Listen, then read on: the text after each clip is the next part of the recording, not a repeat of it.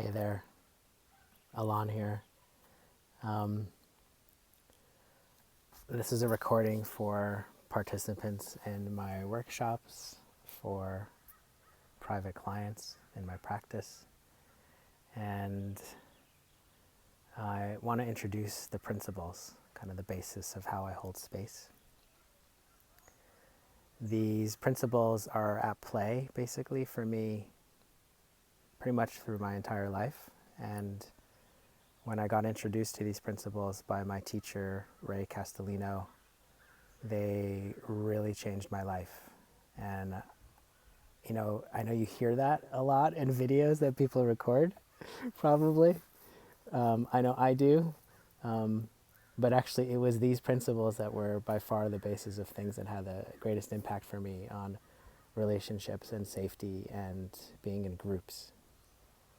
And I used to have a lot of challenge around feeling safe, around taking up space, around having my own needs and expressing them. And you'll see as I lay out the principles, the impact they have. And just to give you a little small context and history, Ray Castellino kind of discovered / named these principles after working with many groups over decades and working with families also and babies and newborns, a lot of babies. And I'm going to kind of talk about how this relates to babies as well, because in the work that I do, I'm holding space for the inner child, right? The inner infant, the inner baby, and the inner embryo. So he discovered these principles would, when introduced in a group, would actually create a tremendous amount of safety and rapport for people. And then these principles apply to families in the sense of how functional families will show up with each other, and what creates the most coherent sense of togetherness and individuality, and also working together, this concept of cooperation. So there's 8 principles, and in this, I'm recording this in COVID time, although this video I suspect will be used for many years. Most of the principles apply to online workshops and smaller groups. Most of them apply to groups, but not necessarily to individual sessions. But not all of them apply to online workshops, and I'll explain those.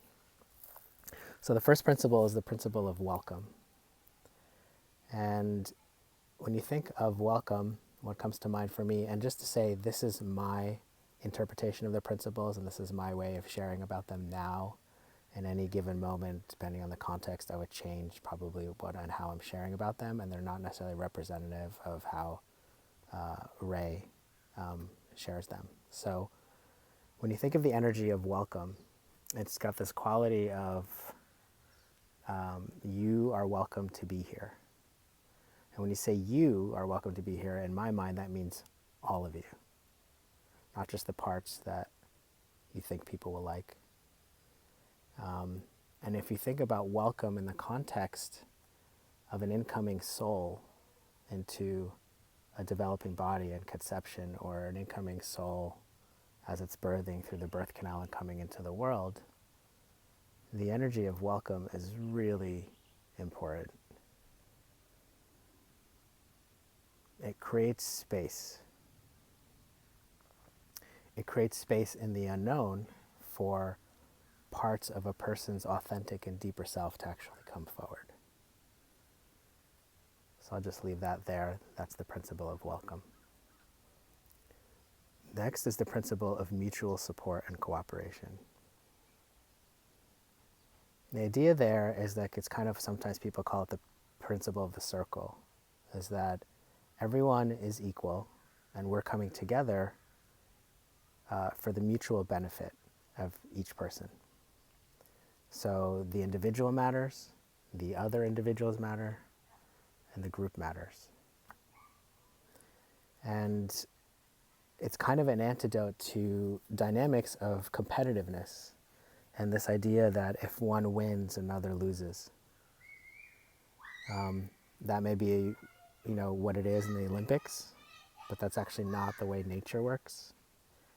In the context of like social context of people together, we can actually come together, and this person A gets to have what they want, and person B gets to have what they want, and it may seem like they're at odds at some point, but there's a way of actually A and B coming together and each person getting even more of what they want.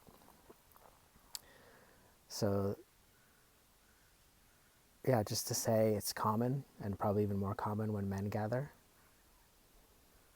This sense of like competitiveness, and just I'm inviting maybe the playful aspect of that, but the actual intention of us coming together is for each other's healing and benefit. Next principle is the principle of choice. So often when we're children and when we're little or tiny, we're not given the option to actually choose. Like, maybe I don't want my diaper changed right now. Now, people who know and understand that babies always show preference, and babies always have the ability to communicate with their eye contact or with their presence, yes or no. But in the context of the work that I do and the groups that I hold, a no is really welcome. In fact, a no will be advocated for, and it's really important, because a no is usually carrying some useful information. And there's a wisdom in it. So the principle of choice there, what that means is if I have a great idea for something for you to do during a session or in a group workshop, you totally and fully get to say no and choose. And the same for me. If you ask something of me, I have the right to also say no. This just supports the kind of autonomous nature of each individual in the group, which is a part of a well-functioning family or group. Next is the principle of self-care. So we are always getting, our nervous system, our brain is kind of always giving us signals like, I need to adjust my posture. Oh, my bladder's full, I need to go to the bathroom. Oh, I kind of want to rest my head and lay down. Or I need to look away.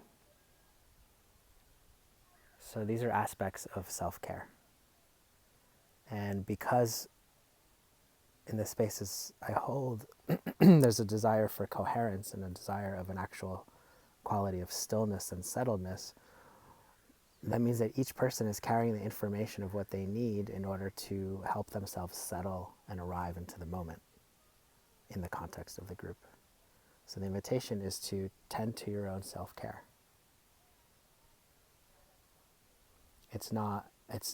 That is actually a contribution to the space. And often in families, that's not perceived that way when we're children.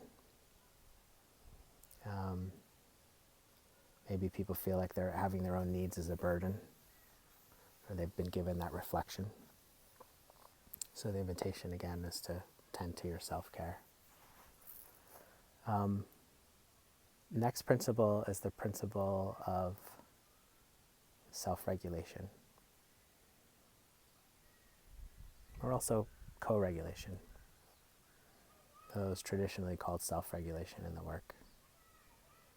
The idea there is that your nervous system is always giving you cues, if you're tracking yourself, tending to that, of like, oh, I'm feeling anxious, or I'm starting to disassociate or leave, or I'm having an even stronger response and I want to run and bolt, or something just happened and now I kind of feel like I want to collapse.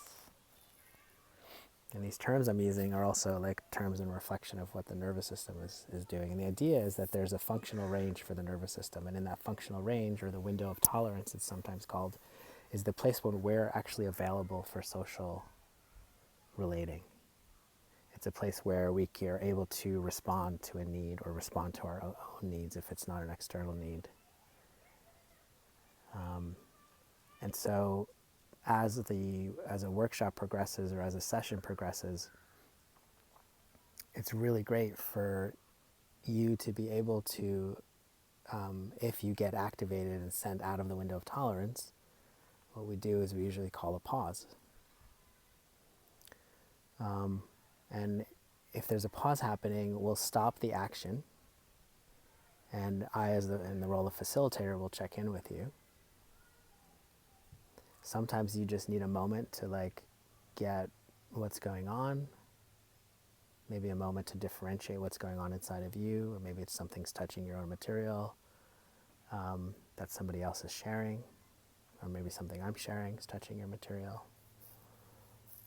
And sometimes you just need a moment, and you have your moment, and then your pause is complete, and then the activity continues. And what Ray used to say, which I really love, is you have the right to integrate your experience. You have the right to integrate your life as you are living it. And that feels potent right now as I say that. It's actually an important message for me in my life right now. So one of the ways that we actually practice that in a group context is I will usually ask, how do you call a pause? And ask each person, because it's really important to have a verbal way of saying it and a physical way of saying it, because sometimes we get into a nonverbal place. Hi, hummingbird.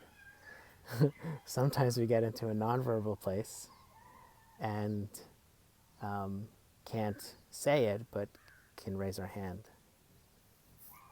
So this is an option, this is an option, this is an option, whatever is natural to your body. And so I'll often in group workshops go around and ask each person about this principle and how they would call a pause. And then I'd usually, once the sometimes you'll need to share some information about what's going on for you, or it's an opportunity to get more support. So that gets discovered, and I realize I'm talking longer about this particular principle, but it's an important one. If each person is self-regulating as we're moving through the group experience, and this is again in a group context as opposed to one-on-one, but it works one-on-one, then there's an opportunity for a co-regulation that gets to happen, an attunement, a co-metabolism of experience. Next principle that's relevant for all contexts is confidentiality. And so I ask all participants to hold what happens as confidential. And I will hold as confidential the things that happen with me and a client. Now you have permission to share about something I say. But this is actually really important. Sometimes in families, information is shared with one parent. That's then shared with the other parent or a sibling. And that information is then used against the person who originally shared it. Sometimes information is used in a manipulative and hurtful way. And so it's important, if we want to feel safe, to come forward with what's really true for us, what's really true for what's happened for us in the past, that we are able to know that what we share is going to be held in confidence. So I will ask also in the beginning of the workshops and state and request that everyone agree to confidentiality. So all those principles apply in virtual context and real physical context. So I'm going to introduce 2 other principles. And they don't work the same way online, but I'm going to introduce them so you know them. Next principle is the principle of brief and frequent eye contact. So when a group is together in a room, making eye contact on a somewhat regular basis, and this could be like a rhythm of every minute, every 2 minutes. Generally, socially, it's like between 2 and 3 minutes. These are nervous system cycles that the nervous system goes through. Yeah. I believe it's 8 o'clock during COVID time, and that is what I'm recording this. And in the Bay Area, at least, in many parts of the world, people are howling at 8 o'clock in celebration of the healthcare workers, and also to stay connected. Um, yeah, I'm going to pause while this is happening.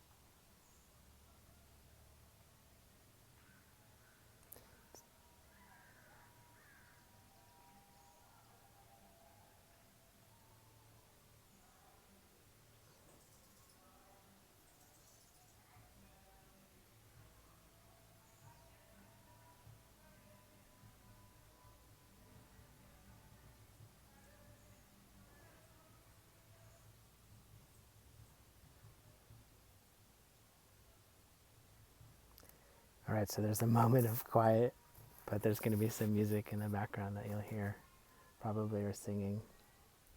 So back to the principle of brief and frequent eye contact.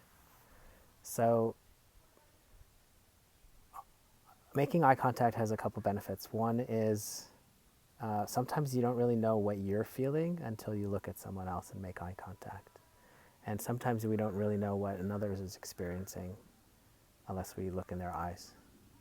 I mean, it's not about knowing what they're experiencing, it's more about seeing and feeling and receiving them and being received. And when we're moving through challenging material, or even we're moving through exciting experiences, it creates a sense of we are moving through this together. And it helps us know what others, like I said, it helps us move through things together, and that creates a feeling of coherence.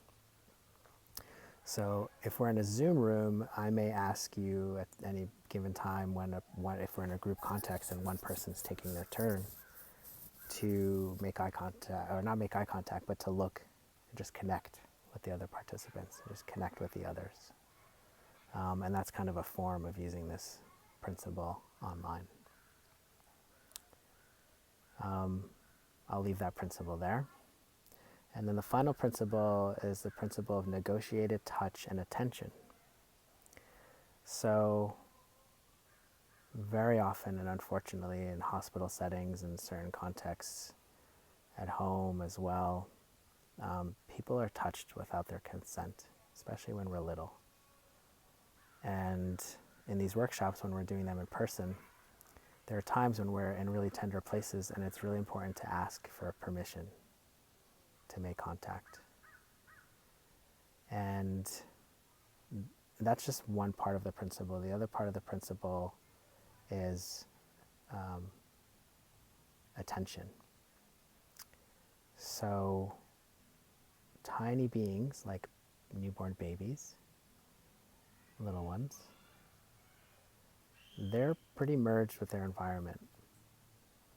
And so they're often in connection with the caregiver, and what the caregiver is doing with their attention, the baby is merged with as well. And sometimes when attention is moving around, or it's really rapidly shifting, that could actually cause an activation. So often in in-person workshops, we sometimes say things like, I'm shifting my attention, to let people know who are in a turn or in a sensitive place that there's a transition of attention. And there's exercises that one can do to kind of like demonstrate this, but it doesn't make sense to do in this video. So those are the principles. And they're amazing. And I've had now about 14 years of experience being in group settings and individual sessions with these principles at play. And I really think that the world would be at a better place if everybody knew these, and especially included the principles of the pause and self-care, their principles of self-regulation, self-care, mutual support and cooperation, welcome, choice, and confidentiality in their relationships. It could really make quite a difference in people's lives. So I'll leave that there. I look forward to either having a session with you or seeing you in the group context. And thank you for the time that you took and the attention that you offered in hearing all of this. And I hope it benefits you. Maybe see you soon.